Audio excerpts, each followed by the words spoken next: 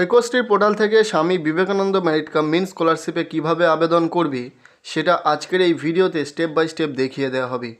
বর্তমানে ঐক্যশ্রী পোর্টালে Swami Vivekananda merit cum মিন স্কলারশিপের আবেদন শুরু হয়ে গেছে। সুতরাং যারা আবেদন করতে চাইছো অবশ্যই ঐক্যশ্রী পোর্টাল থেকে স্বামী বিবেকানন্দ স্কলারশিপে আবেদন করতে পারবে। তো চলো দেখে নেওয়া যাক কিভাবে আবেদন করবে। স্বামী বিবেকানন্দ বা ঐক্যশ্রী পোর্টালের অন্যান্য স্কিমে আবেদন করার জন্য সর্বপ্রথম ঐক্যশ্রী পোর্টালের অফিসিয়াল ওয়েবসাইটে চলে আসতে হবে।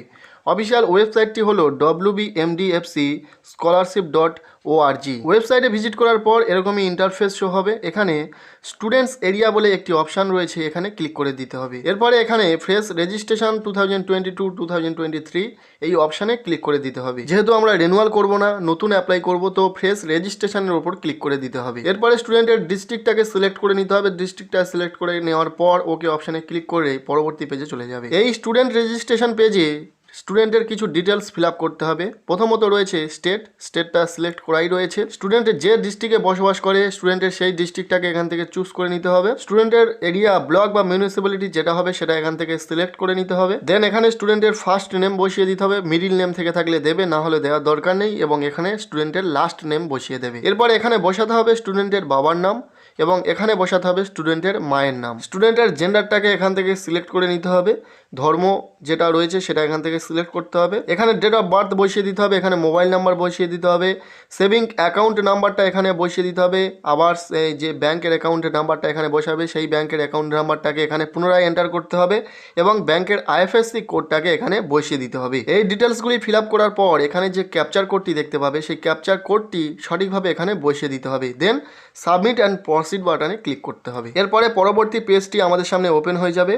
এখানে ইনস্টিটিউশন, ডিস্ট্রিক্ট, স্টুডেন্টের যে শিক্ষা প্রতিষ্ঠান সেটা কোন জেলার সেটা এখান থেকে সিলেক্ট করে নিতে হবে এবং সেই ইনস্টিটিউটটি ব্লক বা মিউনিসিপ্যালিটি এরিয়ার আন্ডারে সেটা এখান থেকে সিলেক্ট করতে হবে। এরপরে বর্তমান শিক্ষা প্রতিষ্ঠানের নামটি এখান থেকে সিলেক্ট করতে হবে। বর্তমান শ্রেণী বা কোর্সের নামটি এখান থেকে সিলেক্ট করে নিতে হবে। শেষ উত্তীর্ণ হওয়া পরীক্ষার নাম কি সেটা এখান থেকে সিলেক্ট করতে হবে। মাধ্যমিক হলে মাধ্যমিক, এইচএস হলে এইচএস বা মাধ্যমিকের সমতুল্য বা এইচএসের সমতুল্য কোনো পরীক্ষা দিয়ে থাকলে সেটা এখান থেকে সিলেক্ট করে নিতে হবে। এরপরে দিতে হবে শেষ উত্তীর্ণ হওয়া পরীক্ষার বছর, অর্থাৎ কত সালে পাস আউট হয়েছিল সেটা এখানে বসিয়ে দেওয়ার পরে কত নাম্বার পার্সেন্টেজ পেয়েছিলে পরীক্ষাতে সেটা এখানে বসিয়ে দেবে। কত নাম্বার পার্সেন্টেজ পরীক্ষায় পেয়েছিলে সেটা বসিয়ে দেওয়ার পর অ্যানুয়াল ফ্যামিলি ইনকাম কত সেটা এখানে বসিয়ে দিতে হবে। ইমেল আইডি দিতে চাইলে দেবে, না হলে দেওয়ার কোনো প্রয়োজন নেই। এরপরে একটি পাসওয়ার্ড ক্রিয়েট করতে হবে।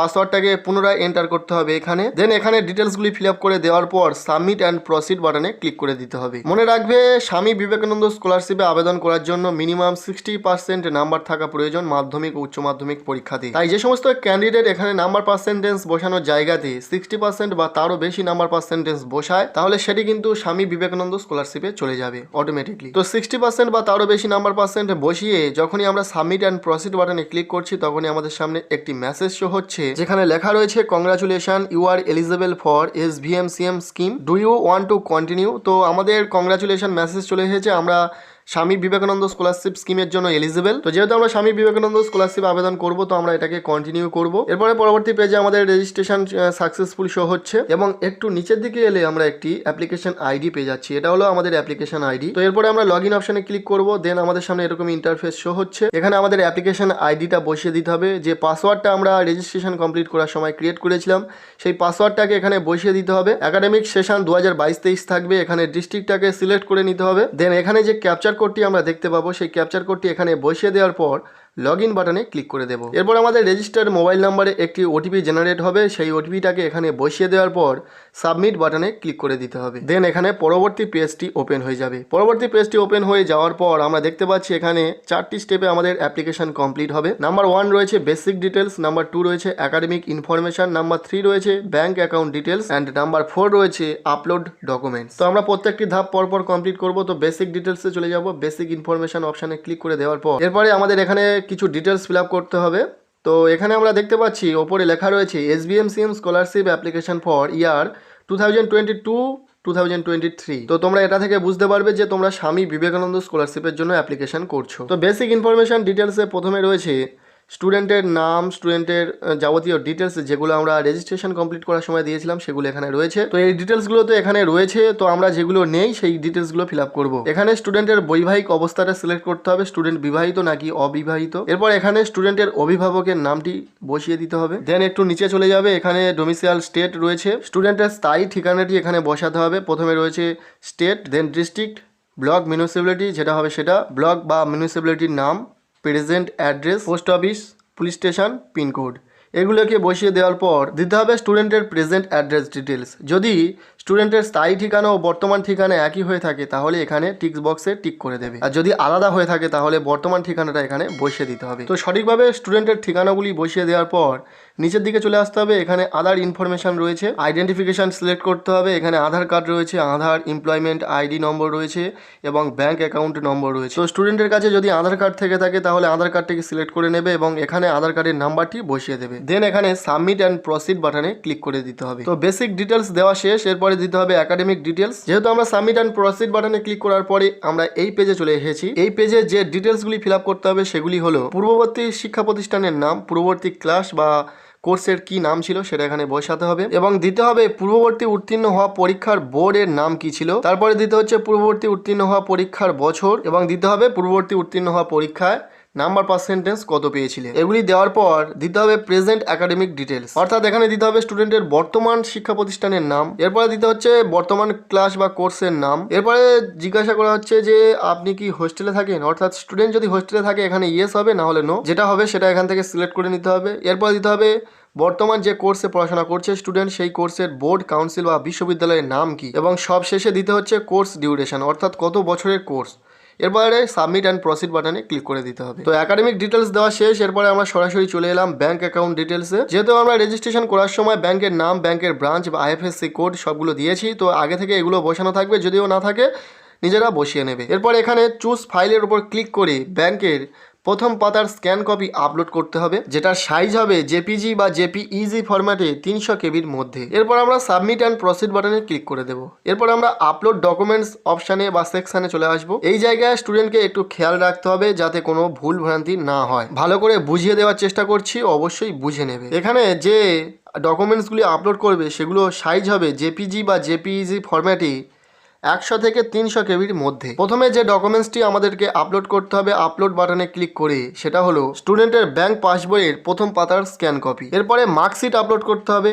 দুই ধরনের মার্কশিট স্টুডেন্টরা আপলোড করতে পারবে। যারা সেমিস্টার সিস্টেমে কলেজে পড়াশোনা করছে তাদেরকে সেকেন্ড অপশানটি চুজ করে নিতে হবে, এবং যারা ইয়ারলি পড়াশোনা করছে অর্থাৎ মাধ্যমিকের পরে ক্লাস 11-এ এবং ক্লাস 11-এর পরীক্ষা দিয়ে ক্লাস 12-এ এবং ক্লাস 12-এর পরে যারা কলেজে পড়াশোনা করছে তাদেরকে ইয়ারলি সিলেক্ট করতে হবে, তাই তাদেরকে ফার্স্ট অপশানটাই চুজ করতে হবে। এবং যারা কলেজে পড়াশোনা করছে এই স্কলারশিপে রিনিউয়াল করবে, সেক্ষেত্রে তাদের যদি সেমিস্টার সিস্টেম হয়ে থাকে তাহলে তাদেরকে এখানে ক্লিক করতে হবে। যদি সেমিস্টার সিস্টেম হয়ে থাকে তাহলে দ্বিতীয়টা চুজ করতে হচ্ছে এবং এখানে কোন সেমিস্টারে মার্কশিট আপলোড করবে সেটা এখান থেকে সিলেক্ট করে আপলোড সেকশানে ক্লিক করে আপলোড করে দিতে হবে মার্কশিট। যদি সেমিস্টার সিস্টেম হয় তাহলে দুটি সেমিস্টারে মার্কশিট আপলোড করতে হবে। যদি স্টুডেন্ট সেকেন্ড ইয়ারে পড়াশোনা করে তাহলে ফার্স্ট ইয়ারের ফার্স্ট এবং সেকেন্ড সেমিস্টারের মার্কশিট আপলোড করতে হবে। প্রথমে সিলেক্ট করতে হবে ফার্স্ট এবং দ্বিতীয়তে সিলেক্ট করতে হবে সেকেন্ড সেমিস্টার। তো এখানে আপলোড সেকশানে ক্লিক করে সেকেন্ড এবং ফার্স্ট সেমিস্টারের মার্কশিট আপলোড করে দিতে হবে। দুটি সেমিস্টারের মার্কশিট আপলোড করতে হবে। সেম একইভাবে যারা থার্ড ইয়ারে পড়াশোনা করছে তাদেরকে আপলোড করতে হবে থার্ড এবং ফোর্থ সেমিস্টারের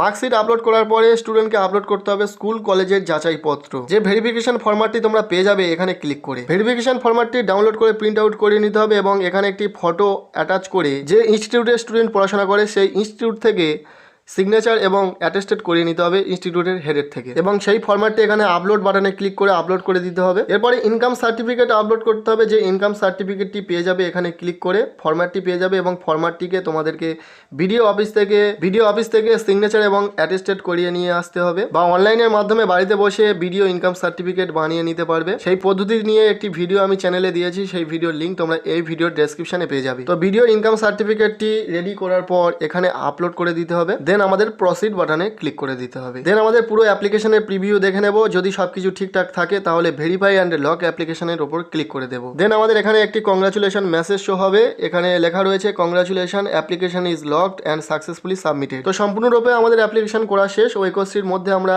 SVMCM অর্থাৎ স্বামী বিবেকানন্দ স্কলারশিপে অ্যাপ্লাই করে নিলাম। এরপরে আমরা এখানে প্রিন্ট অ্যাপ্লিকেশনের উপর ক্লিক করে অ্যাপ্লিকেশন ফর্মটি প্রিন্ট আউট করে নেব। অ্যাপ্লিকেশনটি প্রিন্ট আউট করে নেওয়ার পর যে ডকুমেন্টস লাগবে সেই ডকুমেন্টস অ্যাটাচ করে অ্যাপ্লিকেশনটিকে আমাদের ইনস্টিটিউটে গিয়ে জমা করতে হবে। এরপরেই আমাদের কাজ শেষ। তো ব্যাস, আজকের এই ভিডিওতে সম্পূর্ণ প্রসিডিওরটা দেখিয়ে দিলাম। তো স্টেপ বাই স্টেপ কোনো রকম ভুলভ্রান্তি ছাড়া যারা মাইনরিটি স্টুডেন্ট রয়েছে অর্থাৎ মুসলিম, শিখ, বৌদ্ধ, জৈন, খ্রিস্টান এই প্রত্যেকটি সম্প্রদায়ের ছাত্রছাত্রীরা ঐক্যশ্রী পোর্টাল থেকে স্বামী বিবেকানন্দ স্কলারশিপে অ্যাপ্লাই করে নেবে।